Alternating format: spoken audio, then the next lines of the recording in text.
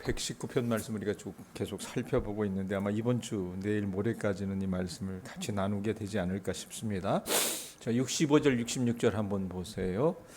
여호와의 주의 말씀대로 주의 종을 선대하셨나이다.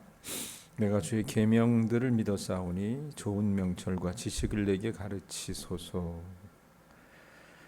자, 이 시를 써내려가는 이 시인이 자기를 어떻게 하나님 앞에서 표현하냐면 뭐라고 얘기합니까? 주의 종이라고 표현을 해요.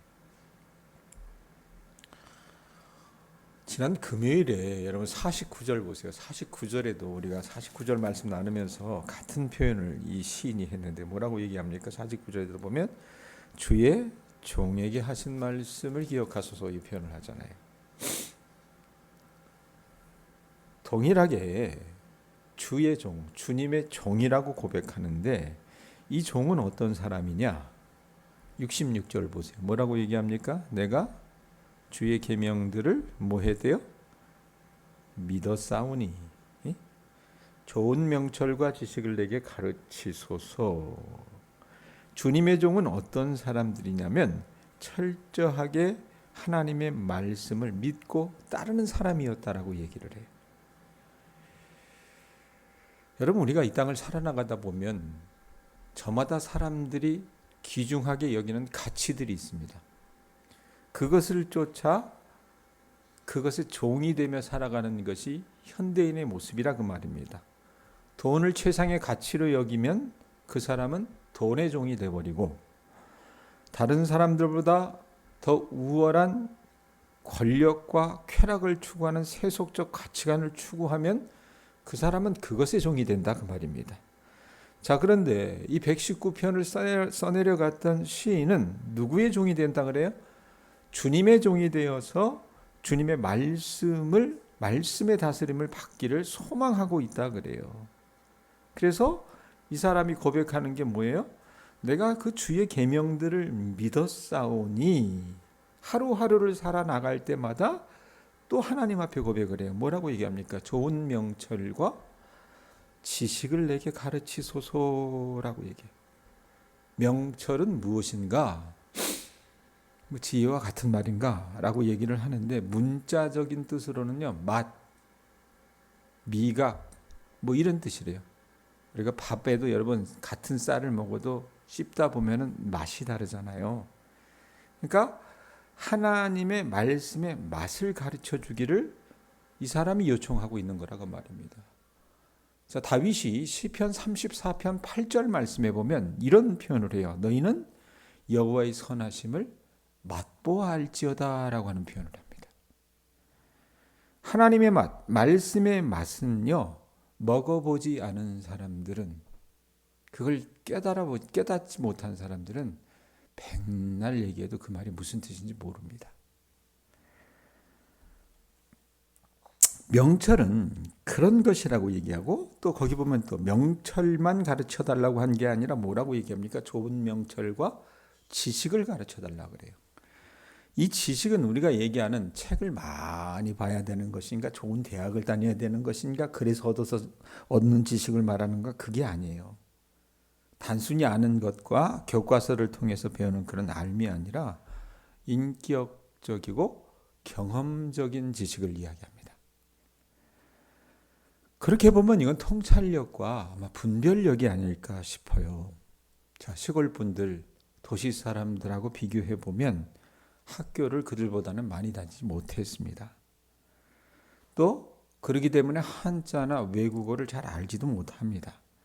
숫자를 계산하는 것이 쉽지도 않습니다.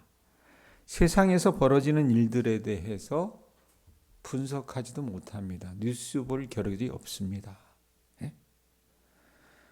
자, 그렇지만 하나님의 말씀을 새벽마다 나와서 우리 같이 읽고 묵상하는 그 하나님의 자녀에게는 그들이 비록 시골에 있다 하더라도 학교에서나 세상에서 배우지 못하는 남다른 분별력과 지혜가 있습니다.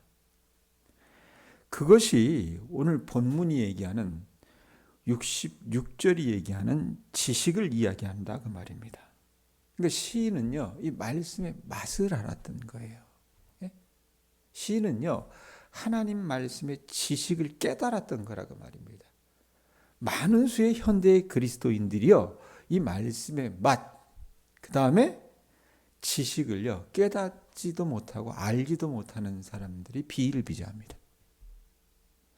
우리 교우들은 새벽마다 나와서 이 말씀의 맛을 사모하시고 그 다음에 지식을 깨달아 알기를 흠모하셨으면 좋겠습니다.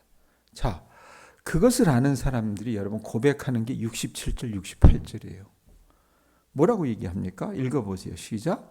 고난당하기 전에는 내가 그릇 행하였더니 이제는 주의 말씀을 지키나이다. 주는 선하사 선을 행하시오니 주의 율례들로 나를 가르치소서.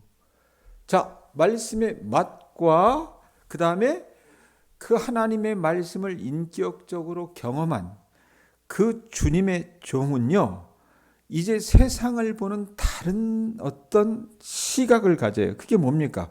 고난이라고 하는 것입니다. 자, 고난당하는 것을 기준으로 이 시인이 뭐라고 얘기합니까? 전에는 이 표현이었죠. 고난당하기 전에는 내가 그릇 행하였더니 이제는 고난당하고 나서는 뭐라고 얘기해요? 주의 말씀을 지키나이다 라고 해요.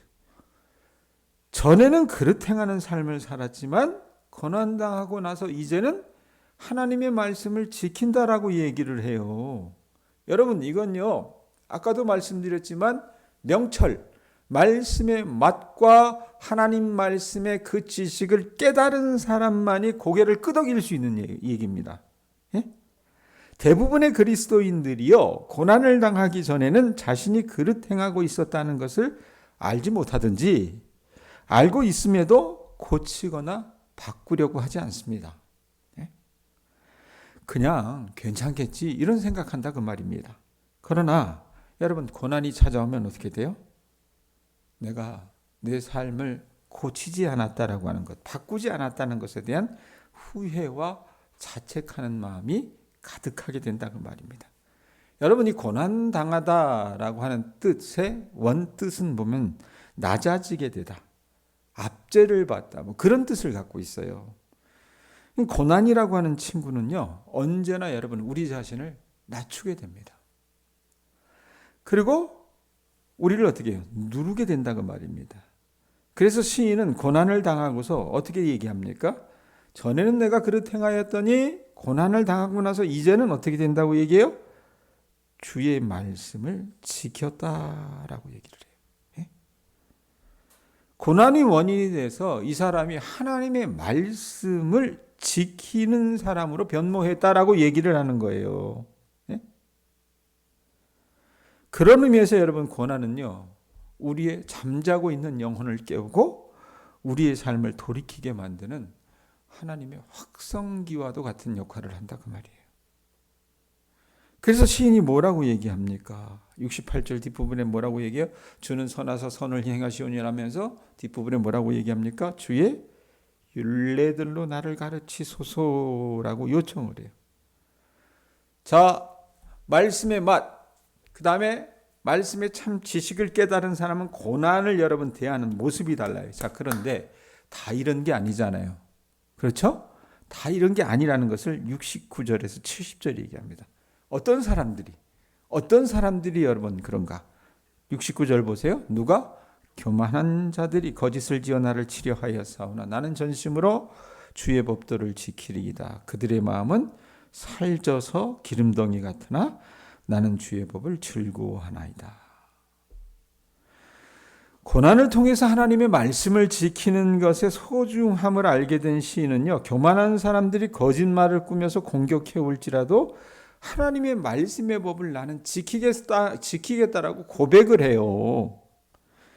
여러분, 교만한 사람은요, 항상 자기의 수준보다 자기를 더 크게 생각하는 사람입니다. 그래서 그 사람 삶에는 여러분 하나님이 머물 자리가 없어요. 하나님이 여러분 들어와 일하실 자리가 없다고 말입니다.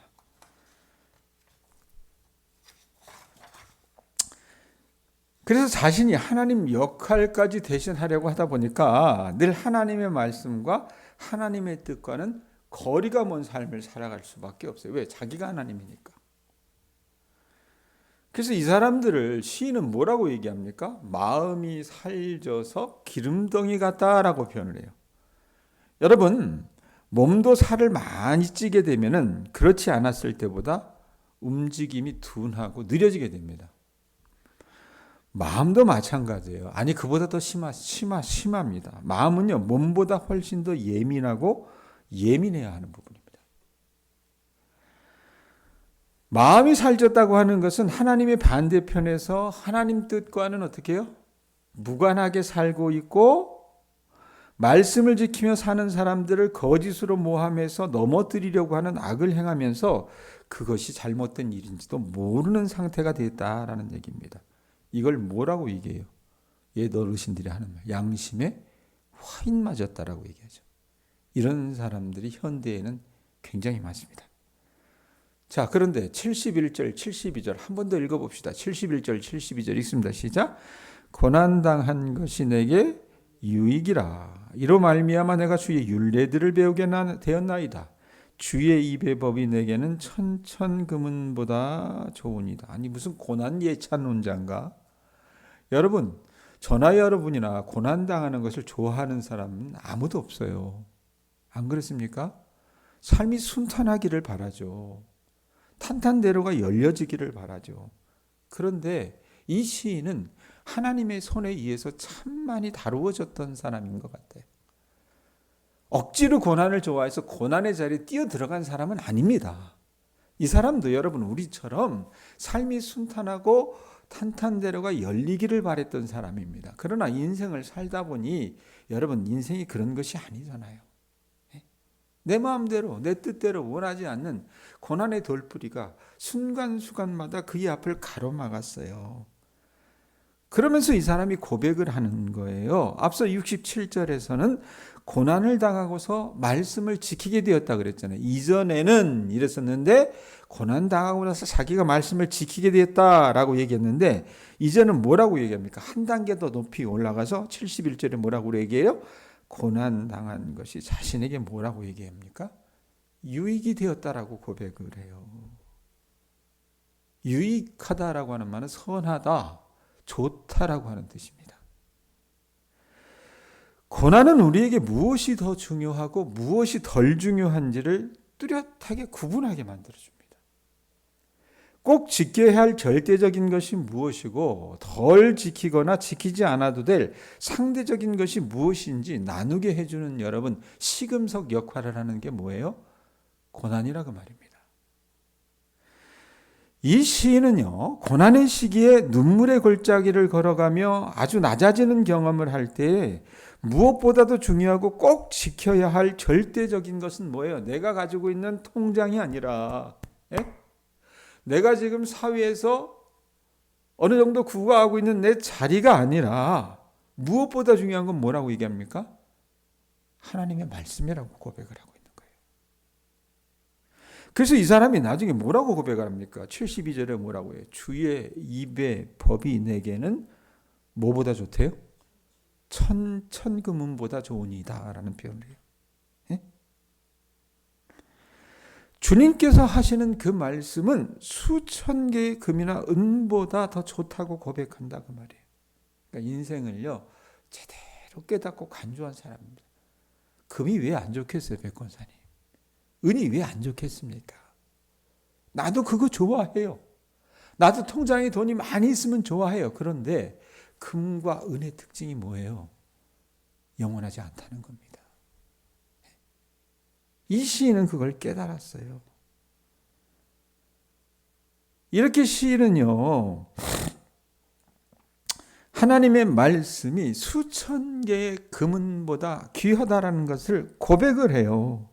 그러고 나서 73절에서 80절에 자기가 하나님의 말씀을 얼마나 신뢰하는지, 그리고 그 말씀을 신뢰하기 때문에 때로는 세상에서 수치를 당하니까 자기를 지켜주시기를 간구하는 게 마지막 이 뒷부분의 내용입니다. 73절, 74절 보세요. 뭐라고 얘기합니까? 주의 오른손이 나를 만들고 세우셨사오니 내가 깨달아 주의 계명들을 배우게 하소서. 주를 경외하는 자들이 나를 보고 기뻐하는 것은 내가 주의 말씀을 바라는 까닭이니이다. 자, 우선 뭐라고 얘기합니까? 무엇이? 주의 손이, 이 표현이 있어요. 주의 손이. 성경 속에서 여러분 하나님의 손, 이 주의 손, 하나님의 손, 하나님의 손과 팔은요, 하나님의 능력을 뜻합니다. 그래서 시인은 뭐라고 얘기하냐면 그 손이 나를 만들고 세우셨다라고 얘기를 해요.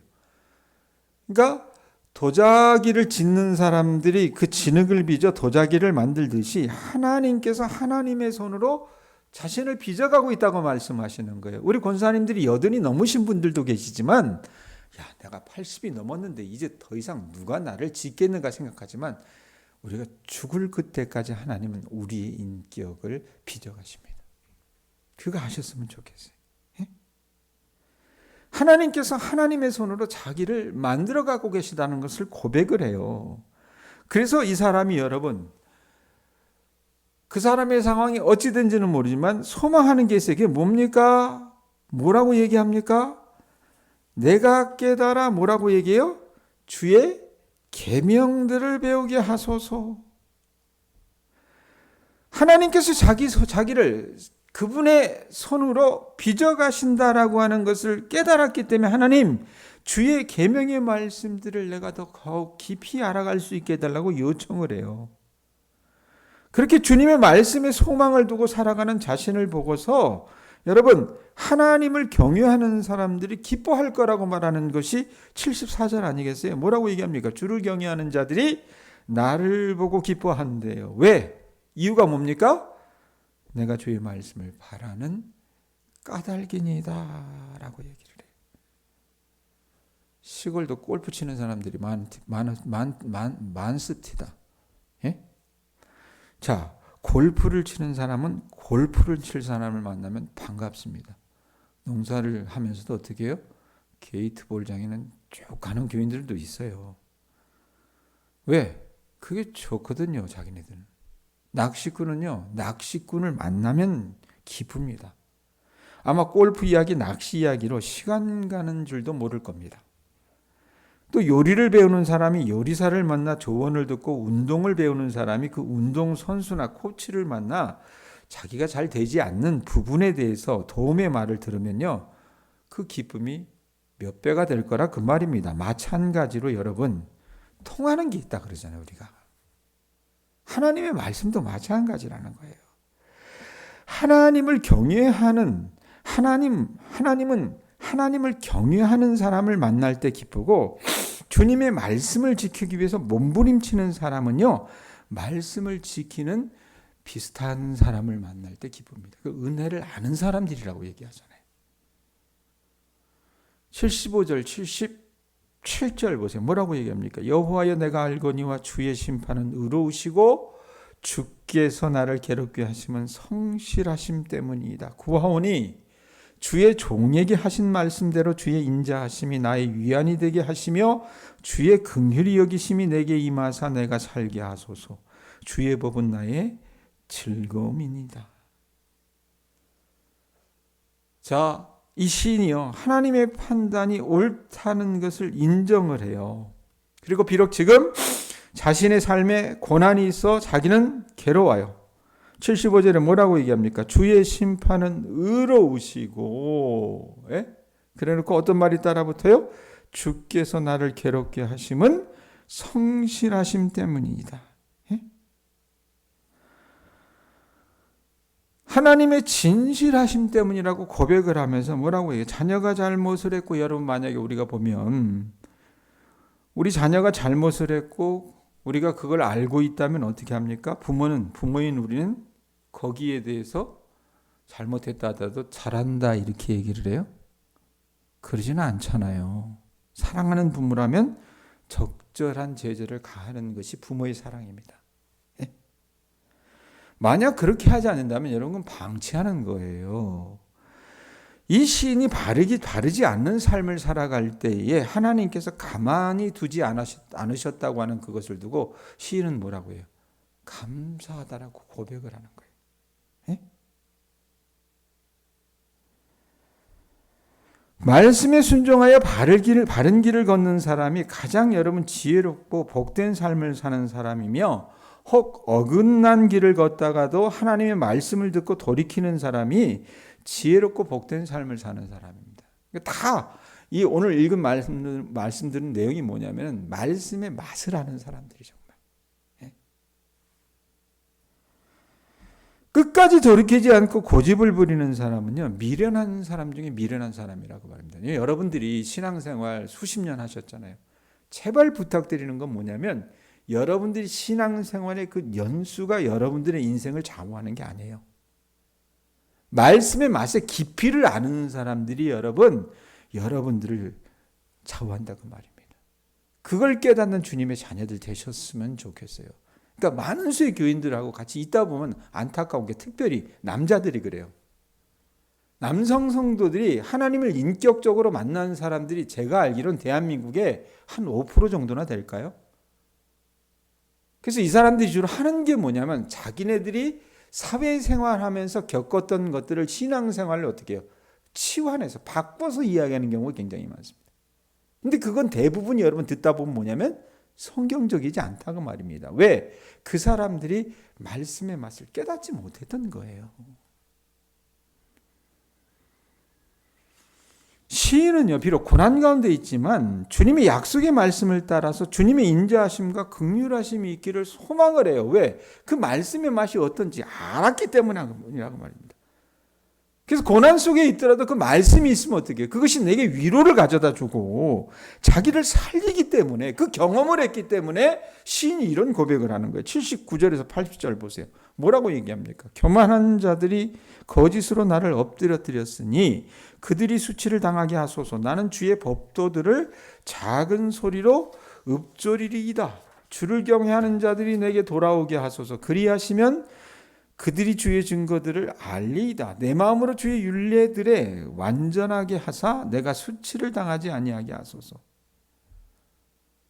아마도 이 시인은요, 몹시 자신이 말씀을 지키는 그것 때문에 하나님의 말씀을 우습게 하는 그 교만한 자들의 무시를 받고 있었던 것 같아요. 하나님을 알지 못하고 자신을 하나님의 자리에 두는 교만한 사람들이 이 사람에게 굉장히 깔보고 도전하고 있다고 말입니다. 그리고 이 사람은 누구 앞에 나가요? 말해봤자 그 사람들은 알아듣지 못하니까 하나님 앞에 가서 그 사람들을 물리쳐 달라고 간구하고 있는 거라고 말입니다.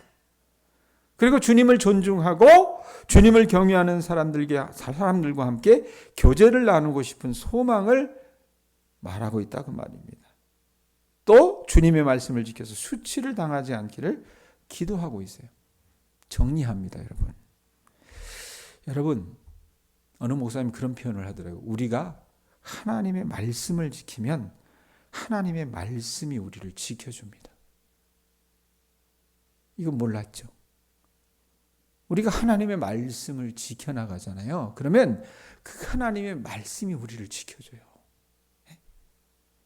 우리가 하나님의 말씀을 먹고 마시면요, 하나님의 말씀은요, 우리를 먹고 살찌게 합니다. 그 말씀이 생명의 말씀이기 때문에 그렇다고 말입니다. 또 우리가 하나님의 말씀에 순종하며 사는 것이 순간적으로 어떤 때는 요즘 세상 같아서는 또 손해인 것처럼 보이지만, 그러나 길게 보면 어떻게 그것만큼 이익이 되고 우리를 세워주는 것은 없다는 게 이 말씀이 주는 진리라고 말입니다. 오늘 새벽에 나와서 주님의 말씀을 듣는 우리 교우들 모두가 하나님의 말씀의 맛을 아는 주님의 자녀들 되실 수 있기를 바랍니다. 그래서 새벽마다 나올 때마다 하나님, 내가 그 말씀을 깨달아 알게 하여 주시옵소서. 그래서 그 명철과 지혜가 나를 일깨워서 남들은 고난당하는 것을 보면서, 야, 네 인생은 왜 저러냐, 네 팔자는 왜 그 모양이냐 라고 얘기하지만, 여러분 오늘 67절과 71절인가요? 한번 다시 보세요. 뭐라고 얘기합니까? 71절 67절에 뭐라고 얘기해요? 고난당하기 전에는 내가 그릇 행하였더니 이제는 주의 말씀을 지키나이다. 그래놓고 71절에 뭐라고 얘기해요? 비슷한 얘기지만 한 단계 더 뛰어올라서 고난당한 것이 내게 유익이라. 이로 말미암아 내가 주의 율례들을 배우게 되었나이다. 이런 여러분 깊은 자리까지 나아가는 우리 교우들 되실 수 있기를 예수님의 이름으로 축원드립니다. 하나님의 말씀이 우리를 이끌어가고 우리를 보살피시고 우리를 지키시고 우리를 안내하시는 그 은혜의 경지까지 다다를 수 있는 주님의 자녀들 되실 수 있기를 바랍니다. 기도하겠습니다.